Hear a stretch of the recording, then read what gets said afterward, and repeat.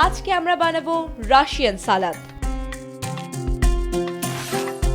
সেজন্য আমাদের লাগবে সেদ্ধ ও ছোট কিউব করা আলু 2টি, সেদ্ধ ও ছোট কিউব করা গাজর 1টি, সেদ্ধ মটরশুঁটি 1.25 কাপ, কিউব করা apple 1.25 cup, mayonnaise 1.25 cup, olive oil 2 চামচ, গোলমরিচ গুঁড়ো 1.25 চামচ, মিক্সড হার্বস আধা চামচ, ডিম সেদ্ধ 1টি।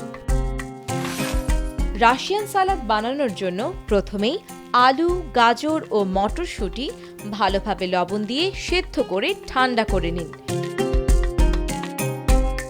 এরপর একটি বাটিতে অলিভ অয়েল, লেবুর রস, গোলমরিচের গুঁড়ো ও মেয়োনেজ দিয়ে ভালোভাবে মিশ্রণ তৈরি করে নিন। এই মিশ্রণে আলু, গাজর, মটরশুঁটি, আপেল ও ডিমের কুঁচি দিয়ে ভালোভাবে মিশিয়ে উপর দিয়ে ডিম সাজিয়ে নিলেই তৈরি হয়ে যাবে মজাদার রাশিয়ান সালাদ।